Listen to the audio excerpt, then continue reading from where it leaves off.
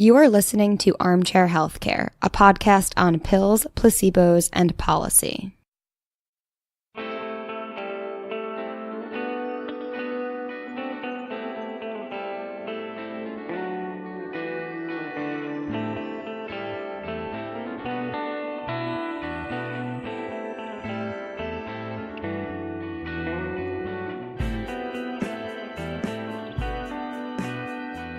All right, welcome to Armchair Healthcare. What's up, Max?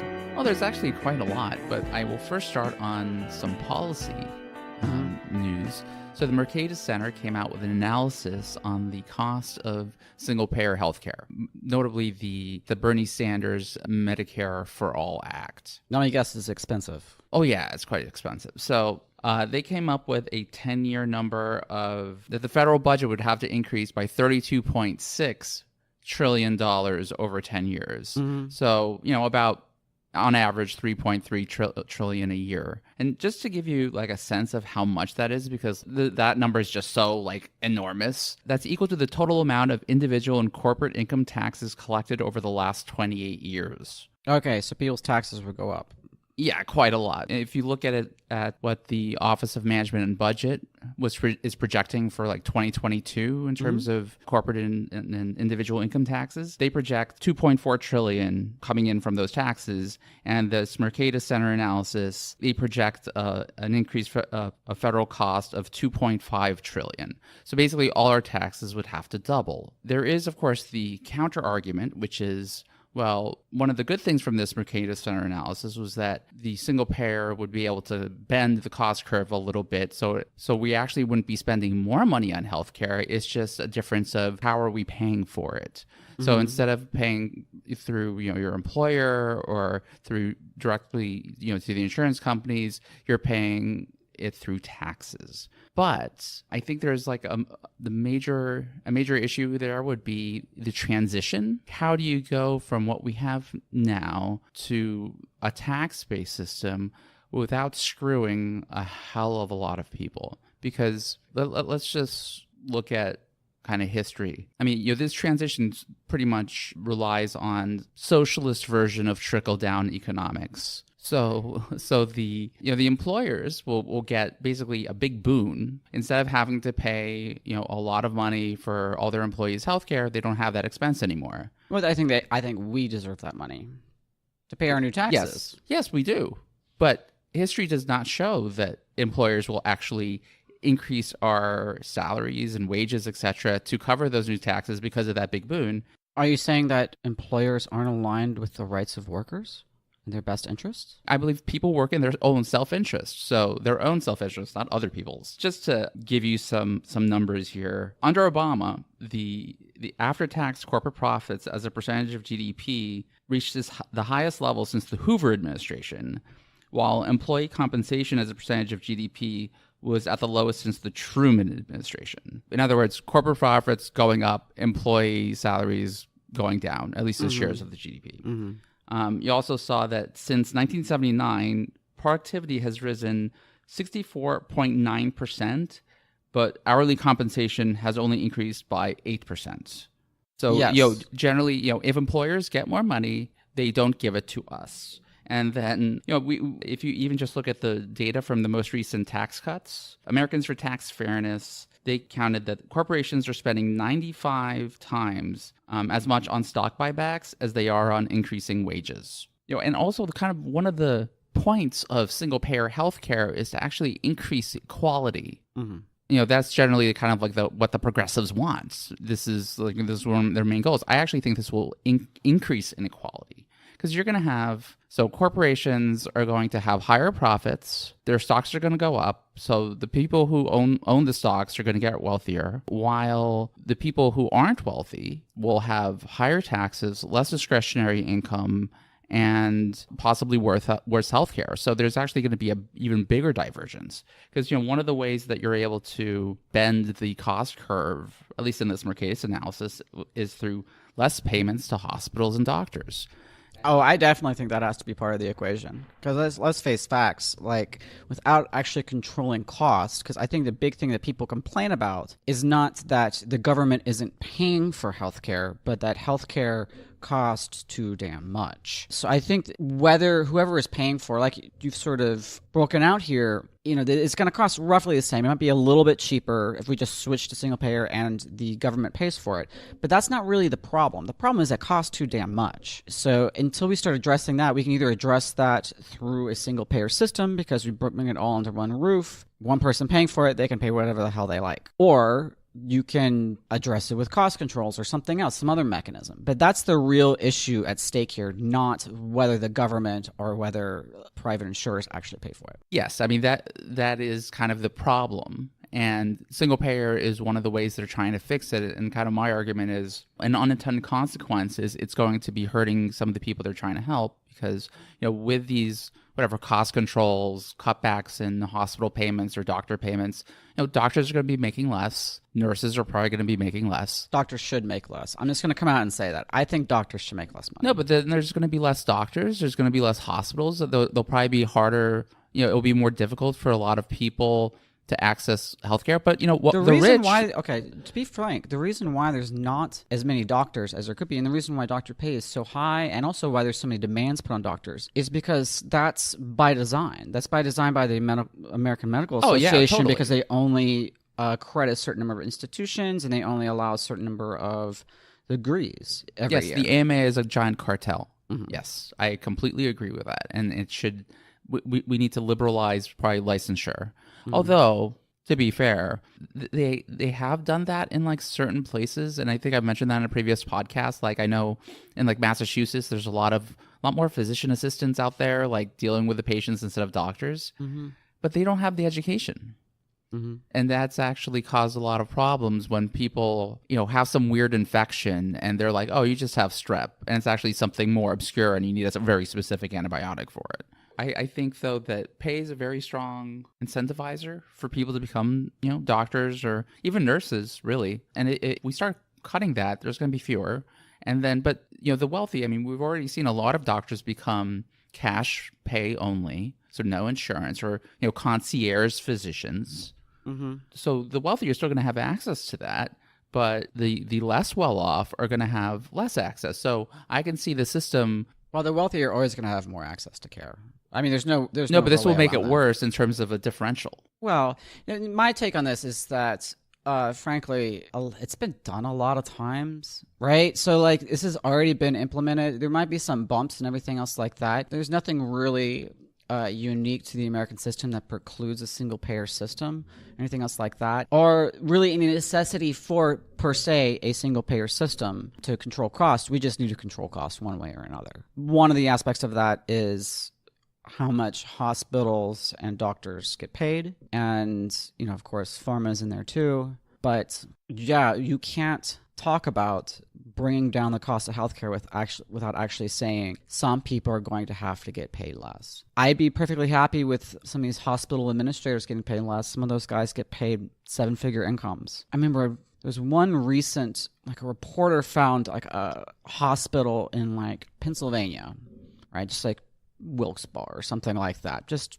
somewhere in Pennsylvania, not a major hospital, had something like 100 physicians, and the top 5 earners all made 7-figure incomes, which were there a couple administrators, a couple of big-time doctors. I think there's plenty of room to still incentivize people to become doctors without them making millions of dollars per year. And I think there's still plenty of room for doctors to make plenty of money while making the system less exploitive. Because there are many aspects of this system that, because the primary driving force is not patient care, but profits, you're always going to have some conflicts there, right? Where you're gonna run extra tests, you're gonna do more procedures that are going to make more money just because of these pressures on the system. And I think the best we can do is try to eliminate some of those pressures. To be completely practical, I don't know how we change our system from what we have now to anything resembling something that's functional, because the dislocations that would happen with any change, either to a more free market system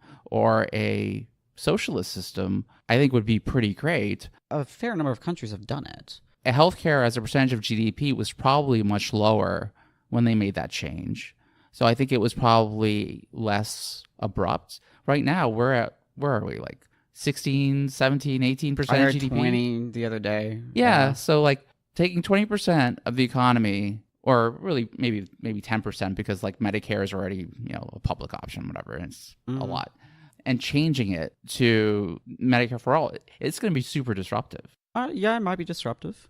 Yeah. So anyway, we will not be able to solve our healthcare system in our podcast, but We probably won't, but we're making small steps. this actually is a good segue to, another topic, which was just Pfizer CEO Ian Reid was saying that, he can see a day where there's no more drug rebates and, the PBMs will go away and everything will be so much better. Oh, he really hates those guys. Yeah, he does. But like Health Affairs, which is a healthcare policy journal, came out with an article about how much of drug spend actually goes to PBMs, and it's not that much. We could completely eliminate PBMs, and we're barely bending the drug cost curve.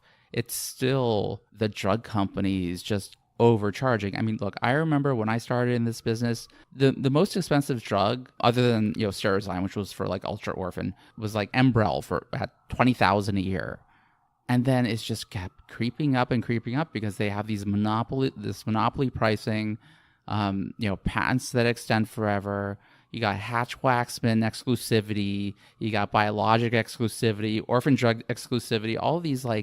We have all these extra protections for drug companies to be able to keep their prices high for as long as possible. Just think about this one thing for a second. Drug companies make so much money that even if a drug company never actually makes a successful product, their managements can get rich because investors are chasing the possibility of these humongous returns. You don't really see that almost anywhere else. Like in other sectors, you have to have something on the market that people see value in before you get rich. In here, it's all like, you can do it with a PowerPoint presentation.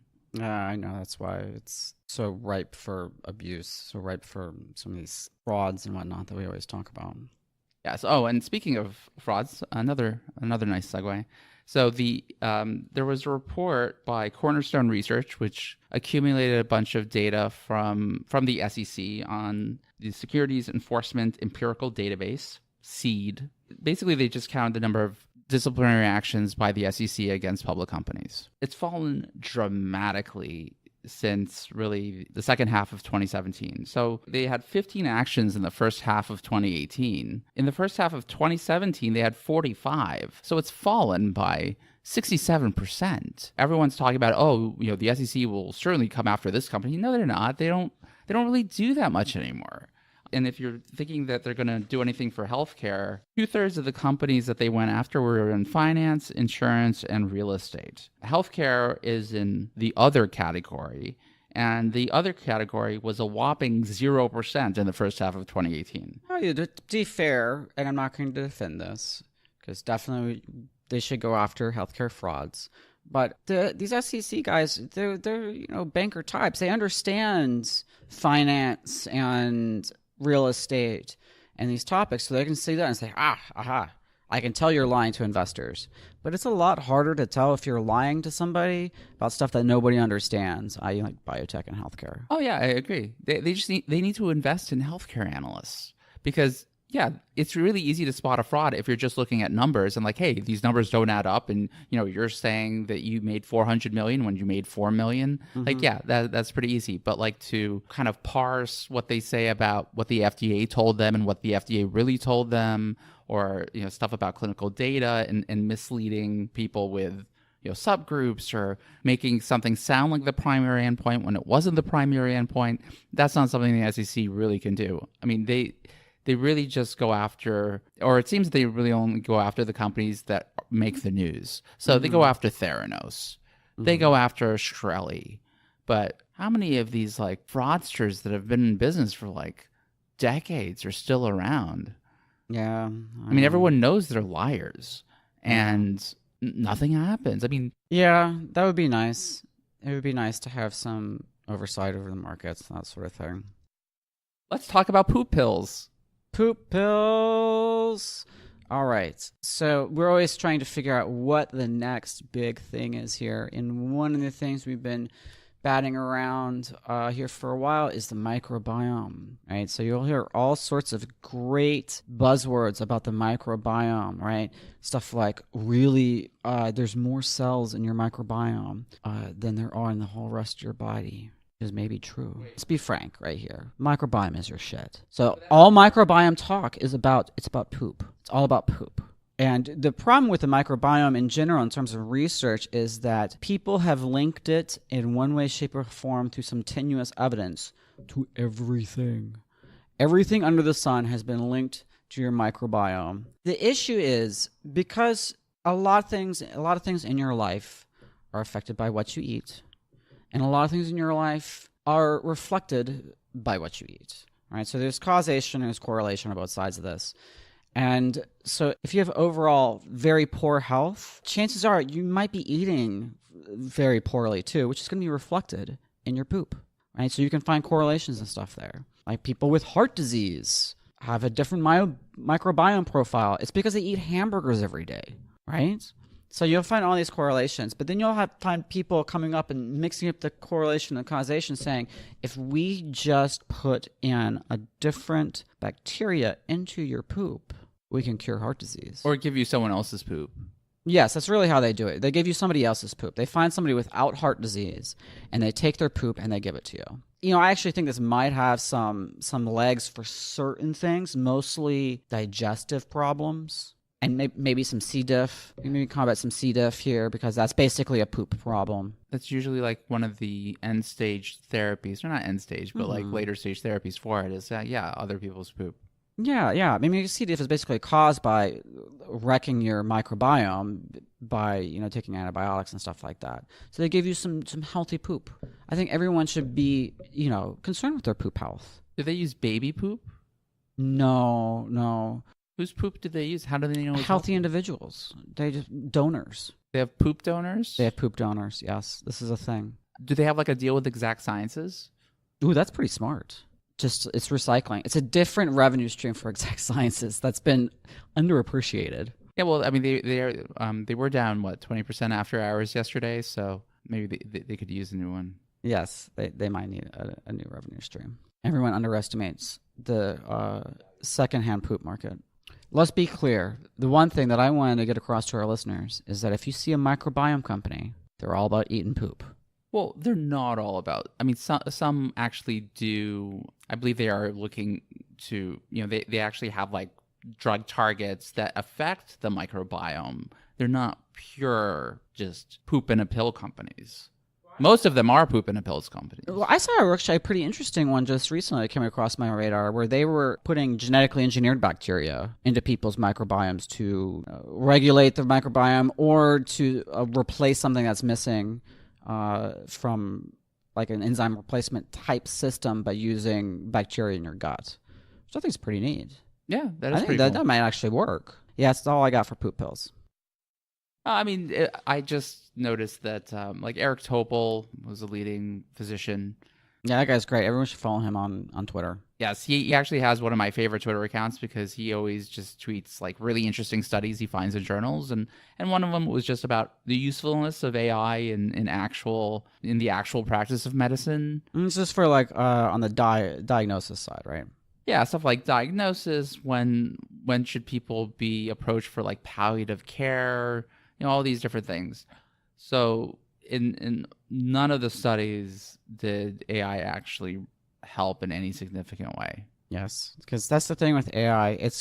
We're at the level of moderately well-informed adult, right, with AI. It still tends to underperform most experts, with a few exceptions. Speaking of AI, because Tesla is in the tech area, they had their earnings, yesterday. Mm-hmm. And it's just, stock is up. It's going, people seem to be happy that they beat their revenue number, but they really missed on EPS. And right now they're losing money at a $2.8 billion annualized rate. That's impressive. There's that joke about like, we lose money on every car, but we make it up on volume. They literally the more cars they make, the more money they lose. So, and the balance sheet is just atrocious. I mean, he has, I think, like $3 billion in accounts payable and only probably like $1.4 billion in unencumbered cash because, they put all their deposits in the cash line. Mm-hmm. Well, he did announce this morning, I think, this morning or last night, that he was going to invest in putting good video games onto the terminal for his cars. So the driver can play a video game? Yeah. Well, because, those, you don't need to pay attention while you're sitting there, or if the autopilot's on. I mean, those cars never crash. Yeah. I mean, you just turn on the autopilot and he wants like really sweet video games now. The man is insane. Well, he's speaking to his investor base, which Yes. is mostly Call of Duty players, I think. I think it's Fortnite players now. Fortnite players that maybe made a little bit of money on Bitcoin. I think they have Lambos. They all got Lambos. They all got Lambos now. No, I mean, I can see that, but look, he's probably very close to his peak right now in terms of like cars he can sell. Because first of all, I think a lot of the people who wanted to have a Tesla probably already have a Tesla. And then secondly, right now, he pretty much has a monopoly on high-end electric vehicles because, BMW hasn't come out with theirs yet. Audi hasn't come out with theirs yet. Jaguar's coming out with theirs. Yeah, Jaguar, but Jaguar hasn't That's pretty yet. nice. Yeah, exactly. They all look nice. Porsche's looks amazing. And it's, the same price as his like Model S. Mm-hmm. So, he's suddenly going to have all this competition from car companies who actually know how to make cars. Mm-hmm. And all they have to do is hire some Tesla engineers to make the batteries work. Yeah. So I think this is not going to end well for him. But, he enjoys burning the shorts for this like one day, and then we'll see what happens. I think there was a joke that Tesla longs focus on the press release, while Tesla shorts focus on the balance sheet. Mm-hmm. But, balance sheet, that's the reality. And it's not looking pretty. So, and just one additional topic before we close out for today. So there's one more thing is just really, really annoyed me. So there's this case against Harvard where they're being sued for discrimination against Asian prospective students. I mean, this is something that's been known for a long time. I mean, this is not a surprise. Everyone knows they need to work harder to get into colleges. So Harvard's being sued. And apparently the whole rest of the Ivy League, as well as MIT, have filed amicus briefs supporting Harvard's decision. Their defense is, of course, diversity, because God forbid, these schools are 30 or 40% Asian. Well, it would completely change the character of the university or something. I mean, these colleges are still run by like rich white people. Yes. And now they're and there's some justifying racism. pretty severe biases towards just bringing in more white people. I mean, I believe in these studies too, they didn't even include legacy or athletic admissions, which are like almost entirely white people. Well, yeah, you have to be legacy. You have to be a white person because like they didn't have that many minority students. Mm-hmm. I have an issue with, and let me be clear right off the bat, I am not defending racism in any of its forms, but I have a bit of a problem with people coming in and saying, oh, you should have admissions this way or that, right? I think it's very tricky to sort of say, well, this person should have got in because they got a better score on X, Y, or Z. I mean, if we're talking about Harvard, I mean, every person that gets a perfect score on an SAT applies to Harvard. Every valedictorian in the country applies to Harvard. And they don't all get in. I mean, they have a certain set of criteria. We can't just come and say, okay, well, you should let in all these people because of X, Y, or Z. No, but they're disproportionately impacting Asians. I mean, it's disproportionate. Like, there's more people. It's a great percentage of people with like those perfect scores who are Asians who are being denied than white people.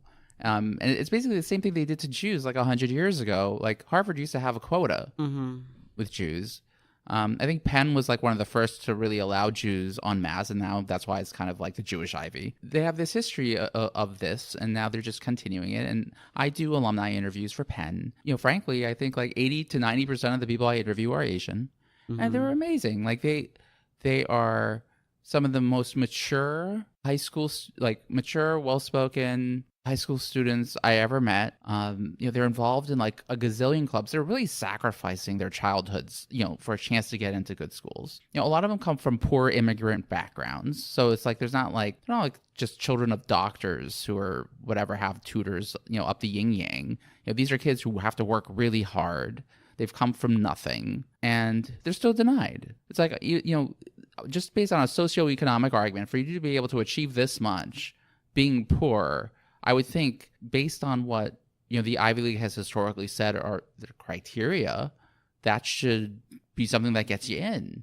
It can't just all be like kids of rich people.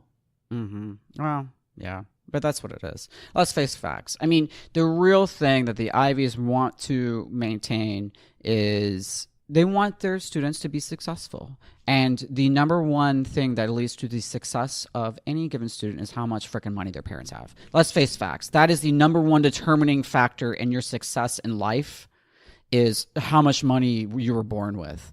And so for them to have and educate the most successful people in the world, the best qualifying factor for that is how much money their parents make. And at least one Ivy League school that I know about, one I went to, so I can say this, I think, was Columbia, which openly, at least at the time, used your parents' income as a criteria for admission.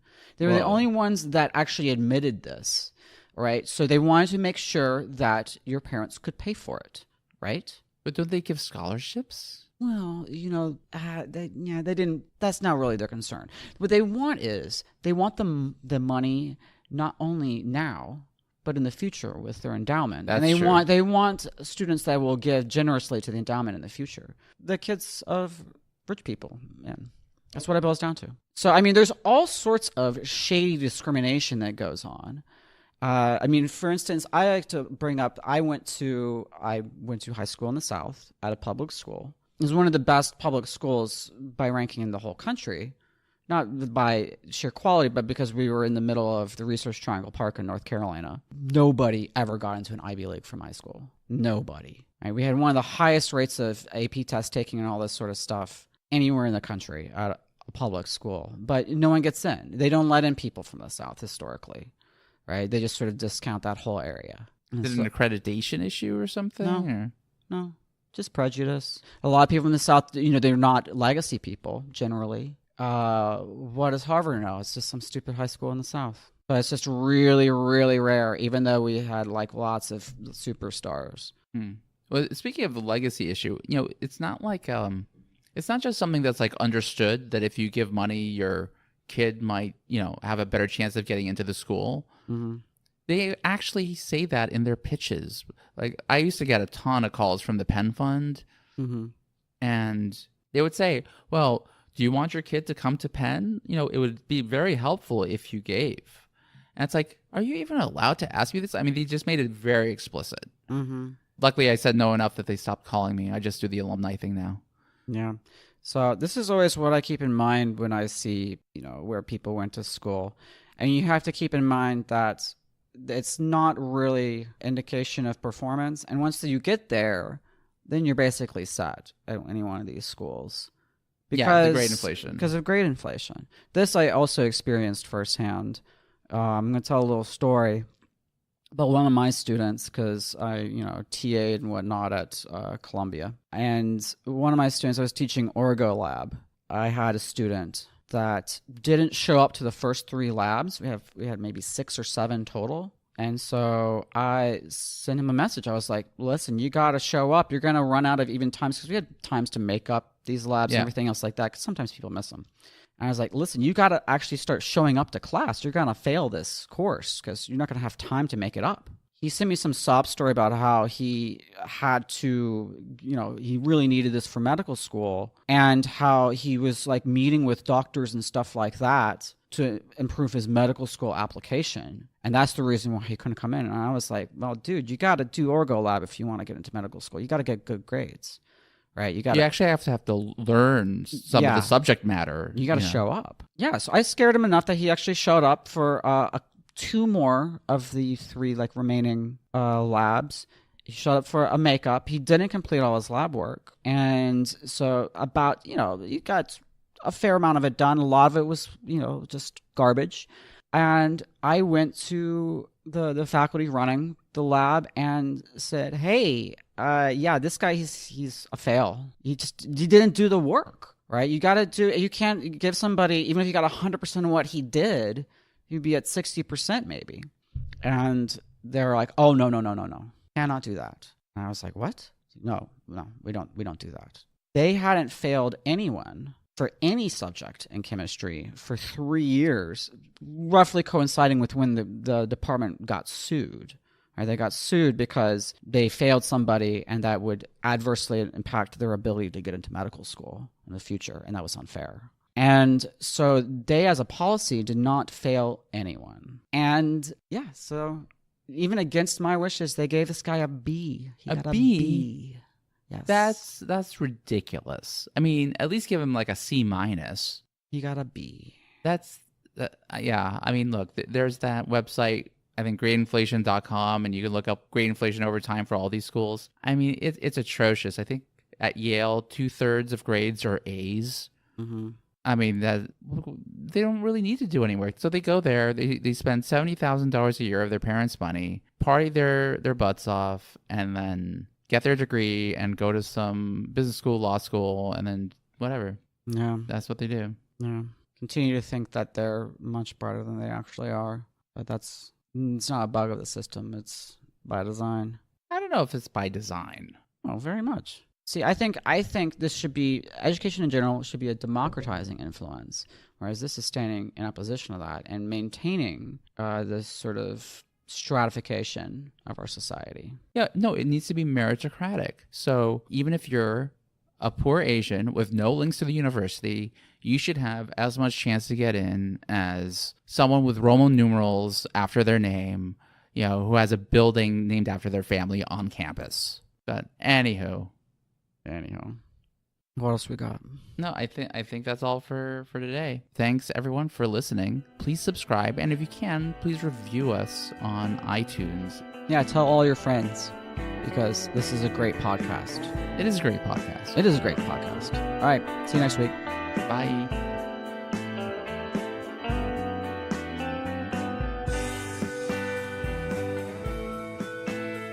Our theme music is by Hazar.